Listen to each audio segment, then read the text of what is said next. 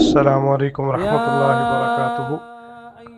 مخنث یا ہجڑا اور خواجہ سرا، اس کا ذکر کتب احادیث میں بھی موجود ہے۔ صحیح بخاری میں حدیث نمبر 4324، 5235، 5887 اور 6834 نمبر، اور ایسے ہی 695 نمبر، یہ صحیح بخاری میں اس کا ذکر موجود ہے۔ صحیح مسلم میں، سنن نبی داؤد، ابن ماجہ وغیرہ میں بھی اس کے حوالے سے ذکر آیا ہے۔ تو فطری اور طبی طور پر کوئی بھی مخنث ہو تو یہ اللہ تعالیٰ کی طرف سے ہے، اور وہ بھی شریعت کا مکلف ہے۔ اگر جسمانی اور تخلیقی اعتبار سے وہ مرد کے مشابہ ہے تو مردوں کے احکامات اس پر لاگو ہوں گے۔ وہ نماز جنازہ کے بارے میں، اس کی تجہیز و تکفین کے بارے میں اور اس کی وراثت کے بارے میں سبھی احکامات اس پر مردوں کے اعتبار سے لاگو ہوں گے، اور اگر وہ غالب جسمانی ساخت کے اعتبار سے عورت کے مشابہ ہے تو اس پر عورتوں کے احکامات لاگو ہوں گے، اور اگر وہ شرعی احکام کا لحاظ اور پاس نہیں کرتا، ہجڑا جو ہے، تو اللہ کے ہاں وہ فاسق ہے، گناہ گار ہے، اور شاید اسی بنیاد پر بعض احادیث میں ان پر لعنت بھی کی گئی ہے۔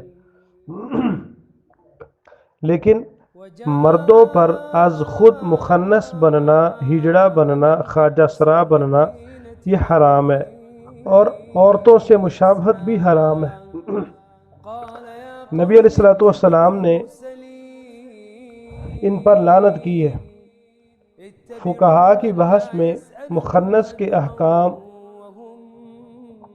شہادت، نکاح، اجنبی عورت کی طرف دیکھنا، لباس، زینت اور حضر اباحت کی بحث میں ملتے ہیں، اور قرآن میں جو التابعین غیر اولی الاربۃ کی آیت ہے تو تفسیر طبری کے مطابق اس سے مراد مخنث یا خواجہ سرا ہی مراد ہے۔ مخنث کے احکامات جو ہیں وہ قرآن و سنت کے اندر واضح ہیں۔ اگر مرد کے مشابہ ہے تو مردوں کے احکام، وگرنہ عورتوں کے احکام اس پر لاگو ہوں گے ہر مسئلے میں۔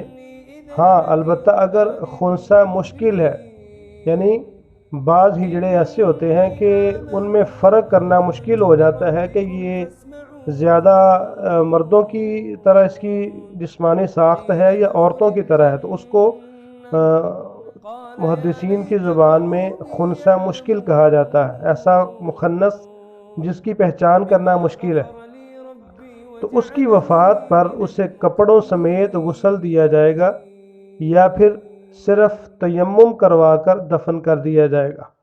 المغنی لابن قدامہ کے اندر یہ بحث موجود ہے۔ اور اگر اس مخنث کے محرم رشتہ دار موجود ہوں تو وہ اسے غسل دے سکتے ہیں۔ اور نماز جنازہ کے وقت ہجڑے کے وسط میں امام کھڑا ہو، لیکن امام شافعی رحمہ اللہ کے ہاں اس کی کمر کے پاس سیرین کے نزدیک کھڑا ہونا چاہیے۔ باقی احکامات مرد یا عورت کی طرح ہی ہوں گے۔ البتہ اگر ہجڑا زندہ ہے اور یہ جس کبھی فعل کے فی زمانہ مرتکب ہیں تو انہیں حکومت وقت کو چاہیے کہ جلا وطن کر دیا جائے، اور سزا بھی دلوانی چاہیے، اور مزید یہ بھی کہ یہ ملعون بھی ہیں کیونکہ قصداً عورتوں سے مشابہت اختیار کرتے ہیں۔ آج ہم معاشرے کے اندر دیکھ لیں، جتنے بھی اس طرح کے ہجڑے پائے جاتے ہیں وہ زیادہ تر لواطت میں اور غلط کاری میں، زنا کاری میں ملوث پائے جاتے ہیں۔ تو اس لیے یہ ایک بہت بڑا فتنہ بھی ہے جس کے بارے میں ارباب اقتدار کو چاہیے کہ وہ سنجیدگی کے ساتھ غور و فکر کریں۔ السلام علیکم ورحمۃ اللہ وبرکاتہ۔ ولولا نعمة ربي لكنت من المحضرين۔